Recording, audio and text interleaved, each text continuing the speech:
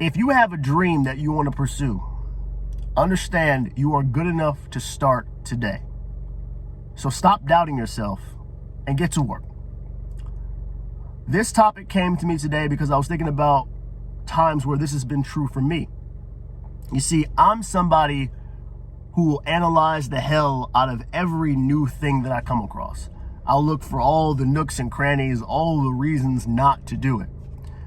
And more recently, I had to start letting go of that mindset, that process. Because what I realized was the reason I was doing that, this process of looking for reasons not to do something, it was really about my lack of confidence in me and not my lack of confidence in whatever I was pursuing. Now, you might be thinking, what does you overanalyzing have to do with lack of confidence? Well, what I have found in my experience is that the reason that people overanalyze is because they're not confident in their own ability to figure things out if shit hits the fan. You see, the reason you want to know all the ways something could go wrong is because you don't want to be caught with your pants down. Really, you don't want to look foolish.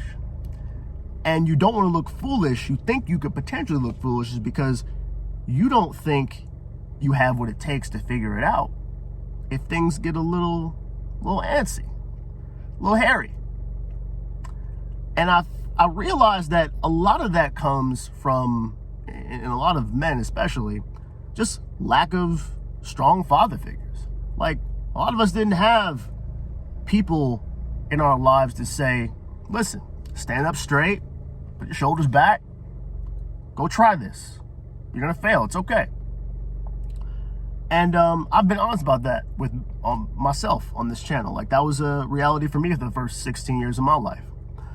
And what that results in is you develop a process for going about life that really is based around safety, not around accomplishing the things that are important to you. So you look for reasons to not do things. You say, that could produce bad results, so I'm not going to do it. That could have this impact, so I'm not going to do it. And that could be good for certain things like investing, but for life, that's a tough way to live. And I'm going to give you an example of like how that has manifested in my life, something real recent. So recently we had problems with our shower, right? Now, my dad, great with construction, right? Anytime we need anything fixed, he'll come over, he'll help. And he helped remodel our bathroom. Now, since that remodel, I don't know, maybe a year ago, we have had issues with leaks. The bathroom basically needs to be recaulked. Now, I don't know anything about caulk. I don't know anything about pipes. I don't know anything about bathrooms, really. But I realized that this is an opportunity for me to just take care of my own house. Like, there's nothing wrong with calling your dad and asking for help. I still do that. But I had created this world where I was so afraid to even try to do it because I was afraid of all the consequences, that I would rather someone else do it so that it would be their responsibility if it didn't work. But I realized I can't do that with my own house. Like, it's my house. Even if somebody else comes in here, it's still my responsibility. So I took that opportunity to look online, figure out how I can get this fixed, and I recaulked the bathroom. And it works fine. Now, understand, I'm not trying to like pump myself up on the channel like, look, I recaulked the bathroom. Like, that's not what I'm saying. I'm saying I've had to do that internally because so often I have done so few things that I could have just taken initiative on because I was afraid of the consequences, which is such a silly way to live. You have control over your own life. And that's the second part of this, is that a lot of us do it in part because we're afraid of looking silly. We're afraid of how it's gonna look to other people, not even ourselves. Like, Failure, you have to understand, is just a natural part of life. You are not going to go through life pursuing anything without failure. If you do anything worthwhile, you're never going to be able to see around every corner to stop yourself from getting it wrong once, twice, 3, 4, 5 times. It's gonna happen. And if it doesn't, you're not pursuing anything in earnest. You're not. Because if you know everything before it's gonna happen, there is no pursuit. You're just following a process. And while that can get you some success, fulfillment is a whole nother thing. And there is a level of fulfillment when you actually pursue something when you don't know how it's going to turn out. You just say, you know what? I'm just going to try it. I'm just going to see. YouTube. I don't know how this is going to turn out. I'm trying it. I'm willing to see. Everything, so many things that I can think of in my life have been the marriage. Give you another example. Like, none of us who get married, we'd all like to act like we know, like, yeah, I'm gonna be this person forever. Half the marriages end up in divorce. None of us actually know when we step forward in front of that person and say I do, that it's going to last. We are all hoping that it does. But imagine if I didn't get married because I couldn't get a guarantee that I was going to stay with my wife. Some of the most beautiful things in my life would never have occurred. I wouldn't have my daughter, my wife. I wouldn't have this home. I wouldn't have this beautiful life that I'm living where I'm actually pursuing things and like taking charge of my own home and my own responsibility. So much of that is beautiful, and it all was produced because I took a chance with a person who took a chance with me. I'm not saying you cannot produce things that are beautiful and worthwhile through plans. You can. But so much more of life is about things that you take chances on and opportunities that you say yes to without knowing how it's going to turn out. I'm going to give you another example that I thought about for people who feel apprehensive about doing things because they're worried about how the optics of other things. A little bit of an embarrassing example from my own life. When I was in school, I was, just so y'all know, if any of y'all are wondering about if I had any game back in school, none. 0, okay? I'm gonna be real honest. I didn't pursue women. I'm lucky my wife pursued me, be real honest. And I was talking to a friend of mine, so like one of my best friends today, and he'll know who he is if he listens to this video. And he and I went to high school together. We got real close in college, and we were talking about, girls that we liked, and I don't know how we got on the discussion, but he basically said, like, how come you don't talk to X, Y, or Z, whoever it was at the time. I was single, right? And I gave him a little brush off answer. I was like, I don't really want to, I basically told him it was too much work. Like, and that sounds so fucking stupid. Like, it's too much work to go talk to somebody you like? That's insane.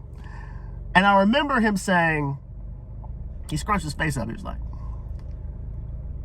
you're a good looking guy, man. Like, and what's the worst that could happen? Like, the worst you could say is no, and then you just move on. Now, at that time, from what I remember, was not particularly shy about, introducing himself to the women he liked. And although I was too stupid or too in my own feelings to implement what he was saying, I always remembered it. It always stuck with me because he was right.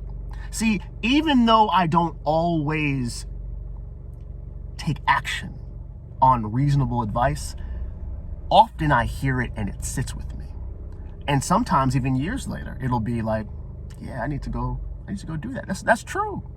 And that's another reason I make these YouTube videos, because even if you don't find this actionable right now, it might rattle around in your brain years later. You might do something about it. The point is, he was right.